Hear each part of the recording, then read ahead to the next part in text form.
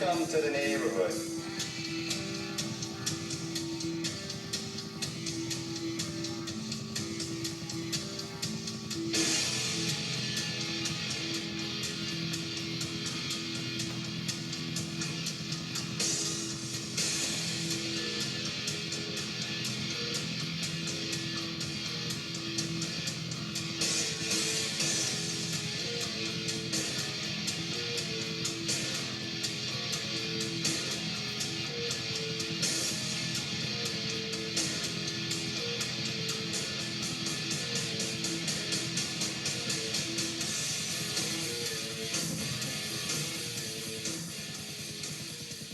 When we speak of a neighborhood in the Superior Central School District, we might have a different concept in mind than some people would perceive. Our neighborhood consists of a school district which is 229 square miles. And in that 229 square miles, we have several small unincorporated villages.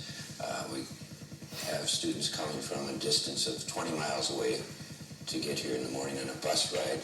Maybe it's 20 miles away, but the bus ride may take an hour for the student to arrive.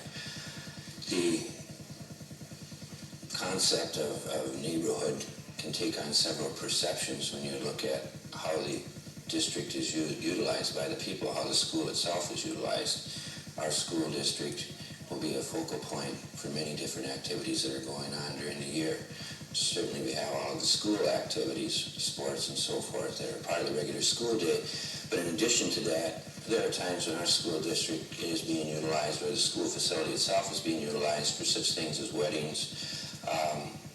When we have a local organization that needs to put on a banquet, they will call upon the school to use its facilities. And so when we look at the community aspect to all of this, the focal point, again, always seems to center here.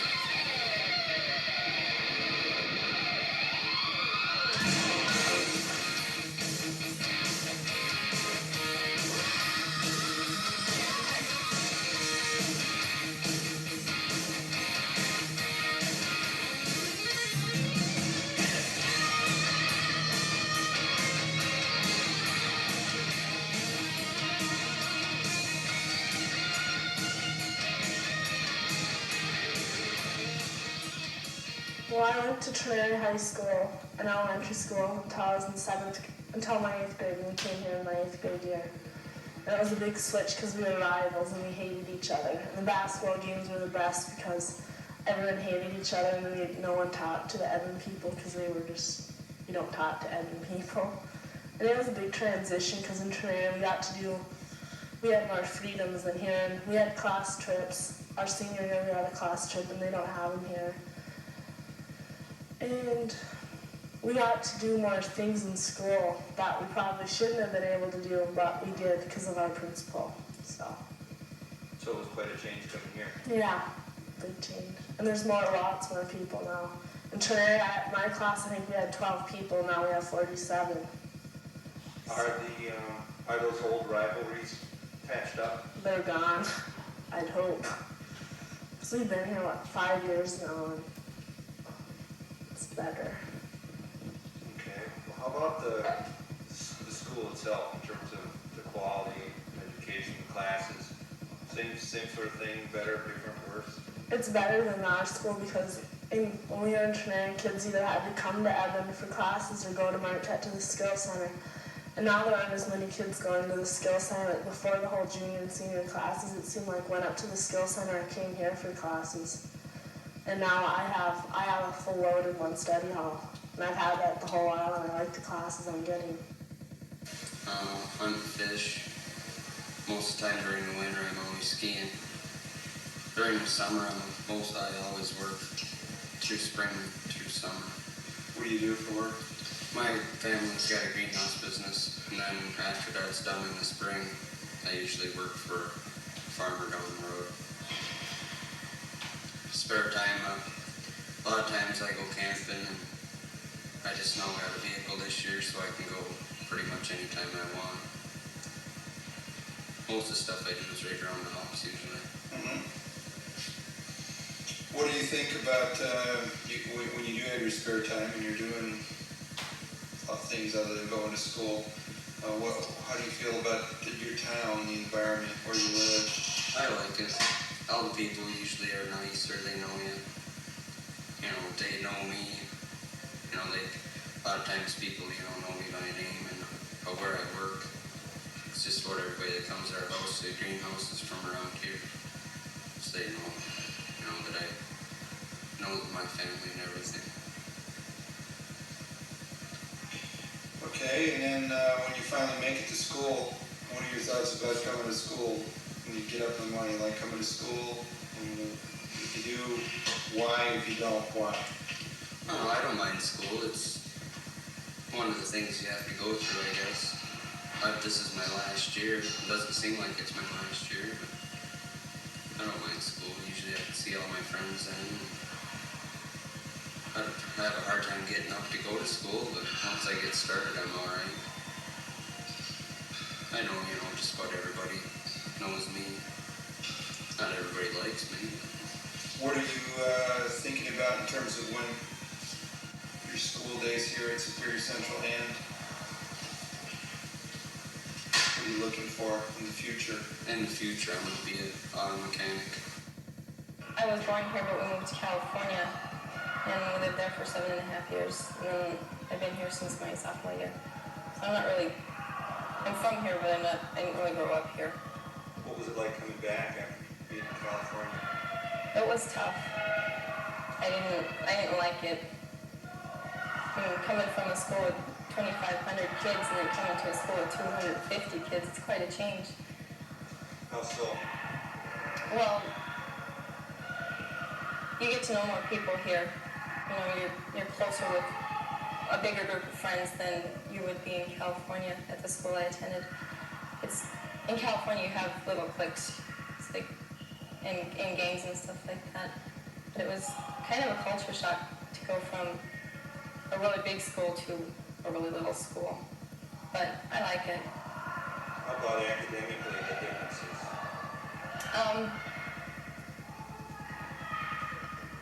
They're kind of the same. The school in Moreno Valley offered more courses. Like they had an honors program, which they don't have here. But I think that's because there's a bigger group of kids that the need is greater in California than it is here. And they have more money and more faculty to teach more courses than they do here. Here it's like one teacher teaches 3 or 4 different subjects or different classes. It's not like, sometimes the English teacher teaches more than just English. They'll teach like mythology or something like that. English related, but not English. And out there it's not like that. An English teacher teaches English all day long, and that's all they do. Is that your area of concentration? Science is my area of concentration because I want to be a doctor. And they don't offer all the courses I need to take in my high school years here that they did in California, but the curriculum I think is a little bit better here.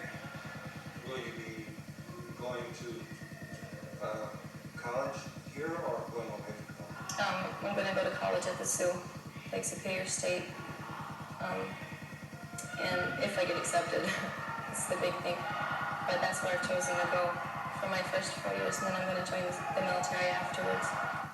What do you imagine it to be like going to school in downstate, for instance?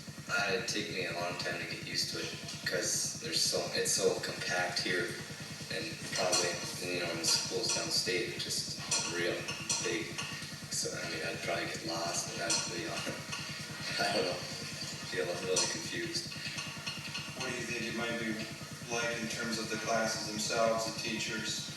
Harder? Or It'd probably be a lot harder, probably because you don't get as much attention as you do here because there's less kids in the school, in the classes, so the teachers can have more time with you. With more kids, they don't have the time to spend with you. how about the future? Do you suppose you live downstate or? No, I think I'll stay. I stay here. I kind of like it here. It's not, it's not really a rat race like, I've been to the cities. It's just too wild for me. I like living around here, knowing everybody.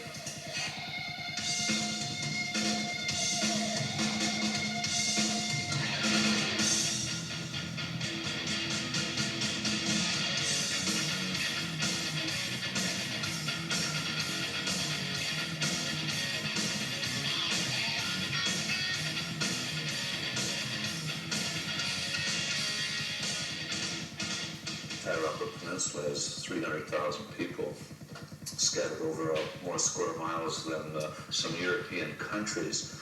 And the area now that's encompassed by the Superior Central School District, for example, I'm sure we'll be told elsewhere how many square miles of territory that people are drawn from.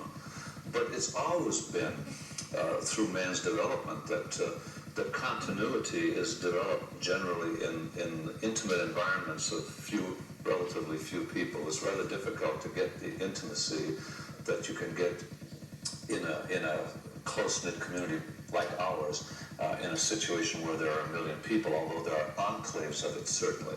There are several ethnic components of this particular area. One of them, well, the major ones were the Finnish, certainly. And historically, Scandinavian, particularly Swedish, in the Evan areas, a lot of people forget because Finns came along, the Finnish people came along just a little bit after most of the Swedes in the Finnish community eventually dominated the area. But you had the kind of closeness that is sometimes born of an ethnic homogeneity.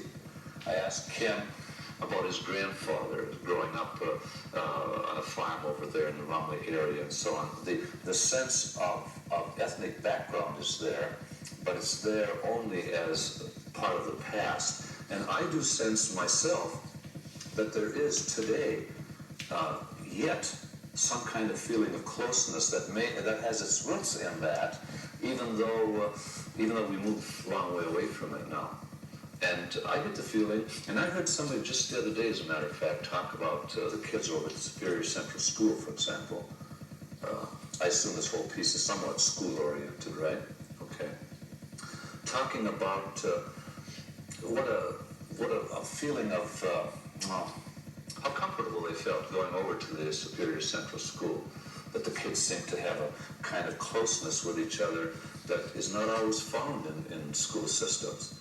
And again, I don't know exactly why that is true, but I think it grows out of that pool of togetherness that existed 50 or 60 years ago.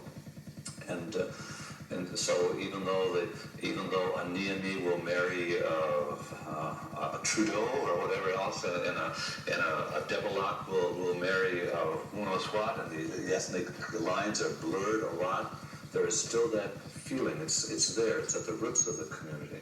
And because it's still relatively small, the people do get together a little bit more often. They're a little bit more likely to do some of the things that, unfortunately, in crowded urban environments, people have stopped doing. Times have changed and times are strange. Here I come.